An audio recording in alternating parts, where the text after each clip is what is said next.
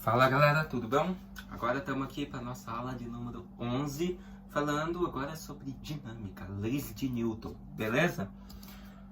Objetivos: conceituar as 3 leis de Isaac Newton. Bora lá? Já vamos começar então assim, né? Quem que foi Isaac Newton primeiramente, gente? Só antes de começar ali. Isaac Newton foi um grande físico. Lembra da força gravitacional que nós vimos lá nas aulas de astronomia? Foi ele que propôs aquela fórmula. E ele que propôs essas 3 leis básicas da física. Bora lá?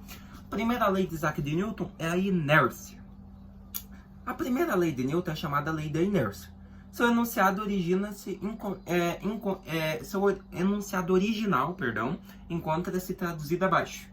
Todo corpo continua em seu estado de repouso ou de movimento uniforme em uma linha reta, a menos que seja forçado a mudar aquele estado por forças aplicadas sobre ele. Além disso, quanto maior for a massa de um corpo, maior será a sua inércia. Assim, alterar o estado de movimento de um corpo de massa grande requer a aplicação de uma força maior. Corpos de massas pequenas têm seu estado de movimento alterado facilmente com a aplicação de forças menos intensas. Então aqui não tem segredo nenhum, gente, é muito básico. Olha aqui, ó, por exemplo, eu tô aqui com esse apagador. Olha que coisa mais básica. Tô aqui com esse apagador, ele tá parado. Se eu não aplicar nenhuma força maior que 0 newtons nele, por exemplo, aqui ó, só isso aqui, uma força nula, o corpo vai continuar em linha reta, em um movimento uniforme. Se ele tivesse em movimento, ele vai continuar. Mas como eu não apliquei nenhuma força, ele continua aqui em repouso. Mas vamos supor que esse apagador tivesse em movimento, ele está andando. Ele está andando em linha reta, em movimento uniforme. Se eu aplicar uma força de 0 newtons nele, ó, ele não muda a posição. É básico. Mas agora e se eu aplicar uma força maior que 0 newtons, ó? Ele já mudou. Viu que ele passou de reto para caído, para um movimento curvilíneo. Então, é isso que diz a primeira lei de Newton. Todo corpo permanece em seu estado de repouso, inércia, ou em movimento em linha reta, quando a força aplicada sobre ele é nula, tá bom? E além disso, quanto maior for a massa do corpo, maior será a sua inércia. Então, se você tem uma geladeira gigante aqui de 200 kg, vamos supor assim, ela é muito pesada. Então, para aplicar uma força nela, vai ter que ser maior que 200 kg. Força normal, força peso, mesma quantidade. Então, vai ter que ser maior que 200 kg. Entendeu? Então, é basicamente isso que diz a primeira lei de Newton. Beleza? Bora para a segunda lei? A segunda lei é aquela formulazinha que a gente viu na aula passada, que eu fiz o exercício com vocês. Olha lá. Essa lei informa que o módulo da aceleração produzida sobre um corpo é diretamente proporcional ao módulo da força aplicada sobre ele e inversamente proporcional à sua massa. Essa lei é apresentada na equação abaixo. Então, olha lá. Aceleração é igual força dividido por massa, né? Então, você observa que a aceleração é inversamente proporcional à massa, né? Tanto a aceleração e tanto a força são inversas à massa. Então, se sobe a aceleração e a força, diminui a massa. Se a massa é grande, menor será a aceleração e a força. São inversas. Já a massa e a aceleração, elas são diretamente proporcionais. Entendeu? Então, se uma aumenta, outra aumenta. Por isso que ali na fórmula você tem assim, ó. Força resultante é igual massa vezes aceleração. Então, você observa que a massa e a aceleração são diretamente proporcionais. Elas estão apontando na mesma setinha, no mesmo sentido, mesma direção. São diretamente proporcionais, tá bom? Então, a segunda lei de Newton são essas duas fórmulas, tá? A aceleração igual força por massa e a força resultante vezes massa, é igual massa vezes aceleração. Beleza? Só isso.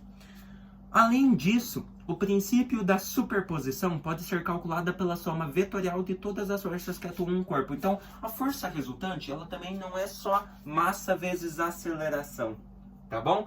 A força resultante, ela é a soma de todas as massas que atuam sobre um determinado corpo.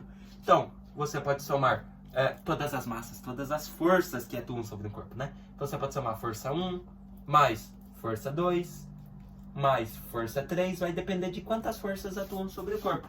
E a força resultante é a soma vetorial de todas elas. Ou, se você preferir, força resultante é igual massa e aceleração 1, mais massa vezes aceleração 2, mais massa vezes aceleração 3, vai depender do contexto. É tipo o teorema do impulso, né? Então, se ele te der só as forças, você soma elas e tem a resultante. Se ele te der só massa e aceleração, utiliza a formulazinha básica. E se ele te der, no mínimo, 2 ou 3 massas e acelerações, você multiplica e soma todas elas, tá? É o tipo o teorema da força resultante.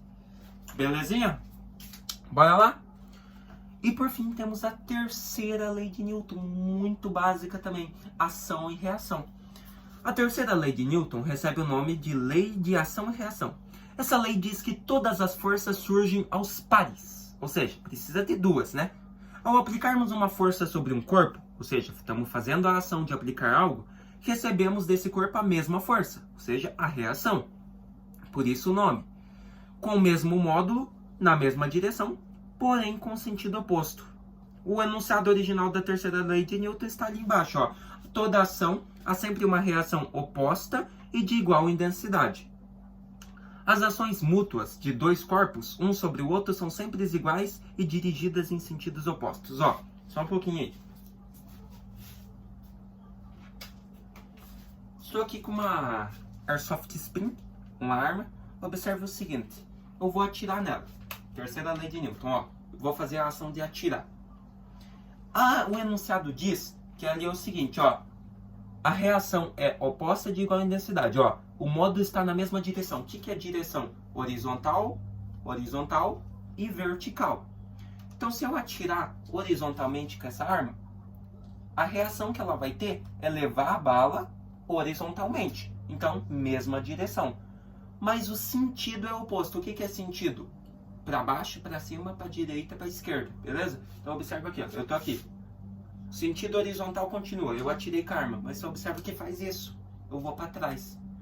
Então, você observa que eu estava aplicando a ação da bala para atirar para frente, mas eu tive uma reação de vir para trás.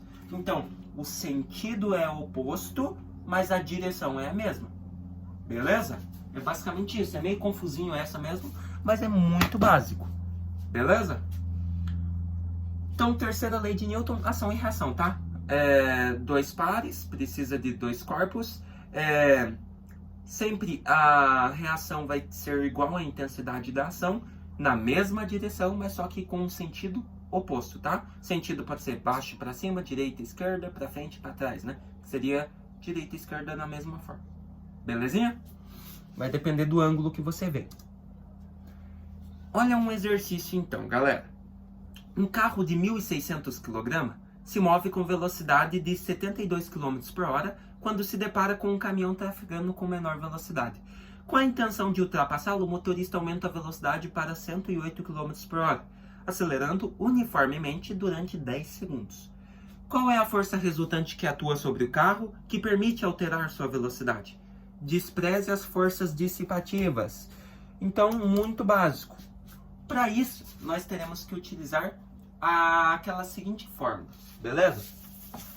Força resultante é igual a massa vezes aceleração.